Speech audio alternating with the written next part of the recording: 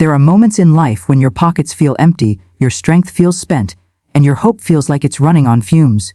You've prayed, you've tried, you've knocked on every door you can find, yet all you hear is silence. And in those moments, it's so easy to believe that maybe you've been forgotten, maybe the supply has run out, maybe heaven's doors have closed. But hear me, there is no bankruptcy in heaven. God is not rationing his blessings. There is no shortage in the storehouse of the divine. Every need you could ever have, every desire that was planted deep within you, already has a matching provision waiting. The question is not if it's there. The question is, do you have the faith to withdraw it? Faith is the currency of heaven. Not fear, not desperation, not bargaining. Faith. Just as you go to a bank with confidence that your account holds what you deposited, you must approach God with the unwavering belief that your blessing is already yours. The bank of heaven never says insufficient funds. It only waits for you to sign the withdrawal slip of belief. You see, we have been trained to think that blessings are earned through labor, through proving ourselves, through showing we are worthy. But the truth is, your account in heaven was credited long before you were born. Every act of kindness you've done, every seed of love you've planted, every promise God has made, it has already been recorded in your account. You are not here begging for what doesn't exist. You are here claiming what is rightfully yours. Think about it. If you walked into a bank where you knew you had a deposit, would you go to the teller and plead, "Please, I beg you, give me something"? No. You would walk up, fill out your slip, and expect the funds to be placed in your hand. That is faith. That is how you are called to approach the promises of God. Faith is not timid. Faith does not knock on heaven's door like a stranger afraid to disturb the master.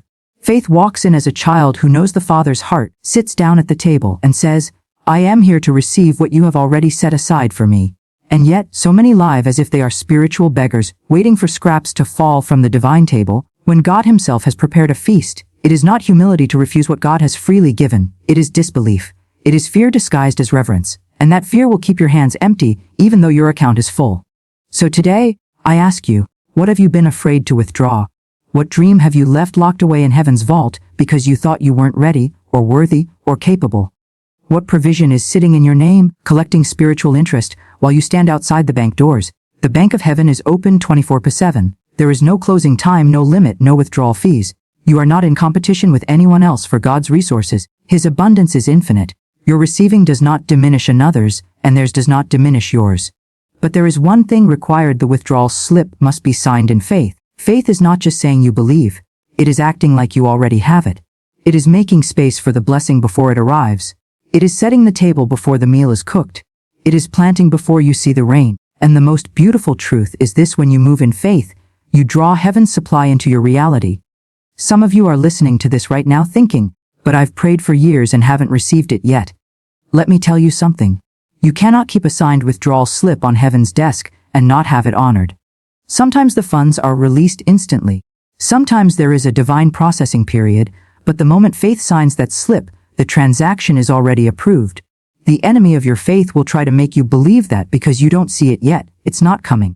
He'll whisper that maybe you imagined it, maybe God forgot, maybe the account was closed. But that is a lie from the pit of lack. You have to remember, banks don't print the money when you ask for it. It was already there. God does not create your blessing when you ask. It already exists, waiting for you to draw it into your life. Imagine yourself walking into the grandest bank you have ever seen, not of marble and gold, but of light. Its walls shimmer with peace, its counters overflow with joy, and every vault is packed with the resources of love, provision, health, opportunities, and divine appointments. Angels are the tellers, and in the center is the master banker, smiling at you saying, "Child, everything you see here is already yours."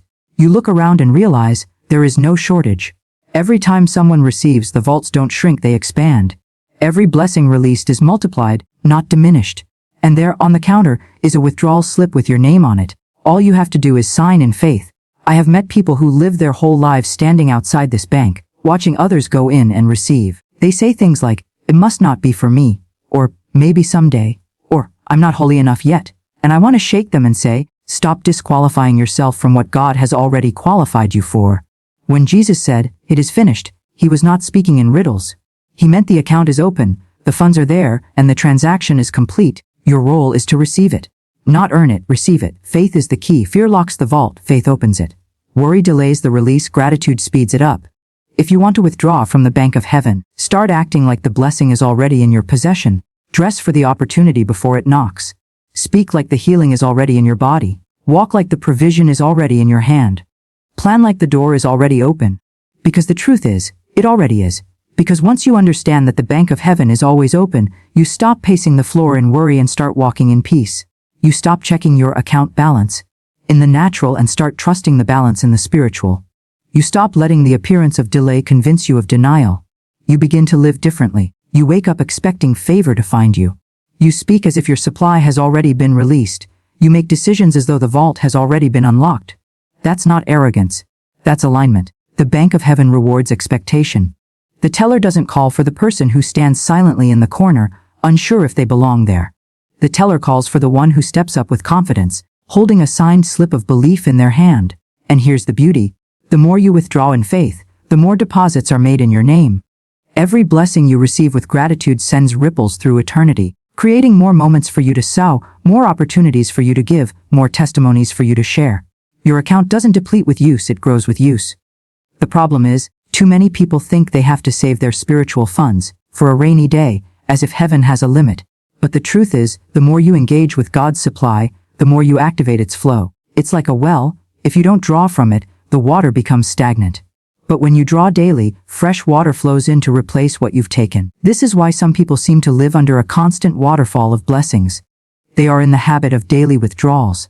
They don't just come to God in crisis, they come to Him in consistency. They don't wait until the cupboard is empty, they fill it while it's still full. And I'll tell you something. The fastest way to drain your spiritual account is through ingratitude. Complaining is like writing a withdrawal slip for the enemy to steal your joy.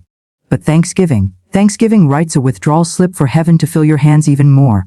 I've seen it happen over and over. A person who starts their day with, "Thank you, Lord, that my needs are met, that I am walking in health, that opportunities are finding me." That person lives in a flow that others can't understand. It's not luck. It's not coincidence. It's a spiritual law. Gratitude accelerates your withdrawals. And here's another secret. The bank of heaven honors specific requests. When you go to a bank, you don't say, "Give me something." You specify the amount, the form, the account it's coming from. Likewise, your faith must be focused. Don't just pray vague prayers like, "Bless me, Lord." Speak it with clarity. "I thank you for this specific provision, for this exact opportunity, for this particular healing." Faith sharpens when the vision is clear. You also have to remember, just because it's easy for God doesn't mean it will feel easy for you. Sometimes you'll have to keep signing the same withdrawal slip over and over, day after day, until it's approved in the visible. That's not because God is stingy, it's because persistence polishes your faith. Faith isn't just about getting something, it's about becoming someone. Every time you stand in belief, you are being shaped into the person who can carry the blessing without breaking under its weight. The process is not punishment, it's preparation. Think of Joseph in the Bible. His account in heaven had the throne of Egypt in it long before he was thrown into a pit. But he had to keep signing the slip of faith through betrayal, slavery, false accusation, and prison. And when the withdrawal finally cleared, he was ready to manage a nation. This is why you can't despise the waiting room. That space between your request and your release is not wasted time, it's investment time. It's where God adds interest to your blessing. It's where He connects the dots, aligns the people, sets the stage.